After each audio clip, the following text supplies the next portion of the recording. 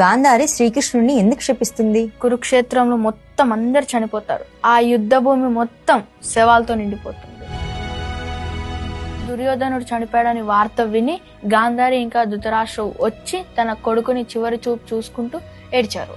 అక్కడ పాండవులతో పాటు శ్రీకృష్ణుడు కూడా ఉంటారు. చనిపోయిన వాళ్ళ కొడుకుని శవాన్ని తాకుతూ ధృతరాష్ట్రు ఇంకా గాంధారి చాలా బాధపడతారు. గాంధారి బాధపడుతున్నప్పుడు అక్కడికి పాండవులు వస్తారు. బాధలో ఉన్న గాంధారి పాండవుని చూసి ఆవేశంగా మారి, నా కొడుకుని చంపినది ఎవరు, ఇలా అందరు చావడానికి కారణం ఏమిటి అని అడిగింది. ఇంతమంది ఆడవాళ్ళ ఏడుపుకి కారణం ఎవరు, ఇదేనా ధర్మం కోసం యుద్ధం చేయడం అంటే అని గట్టిగా అడిగింది. ఆమె కొడుకుని చూస్తూ ఏడుస్తూ ఉంటే అది చూసిన ధర్మరాజు ఎమోషనల్ అవుతాడు. ఈ యుద్ధానికి కారణం నేనే, ఏమన్నా కోపం ఉంటే నా మీద తీర్చుకో అని అంటాడు ధర్మరాజు.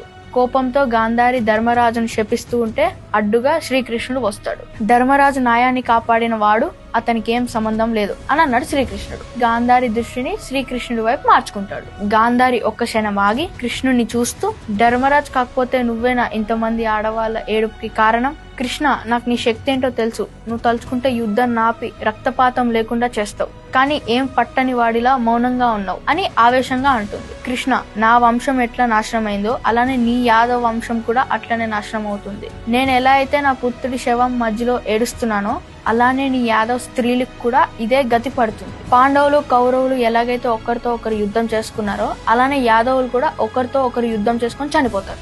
ఆ వినాశనం నీవు చూస్తావు తప్ప ఏం చేయలేవు. నీ మాయ మోసాలతో కౌరవుల చావుకి కారణమైన నువ్వు ఒక సామాన్యుల్లా చనిపోతావు అని శపిస్తుంది. మహాశివుడు భక్తురాలైన గాంధారి శాపం ఫలిస్తుందని శ్రీకృష్ణుడు మౌనంగా స్వీకరిస్తాడు. అసలు గాంధారి శాపం కరెక్టేనా? శ్రీకృష్ణుడు నిజంగానే తప్పు చేశాడా? ఇవన్నీ తెలుసుకోవాలంటే మనం మహాభారతం గురించి తెలుసుకోవాలి ఫస్ట్.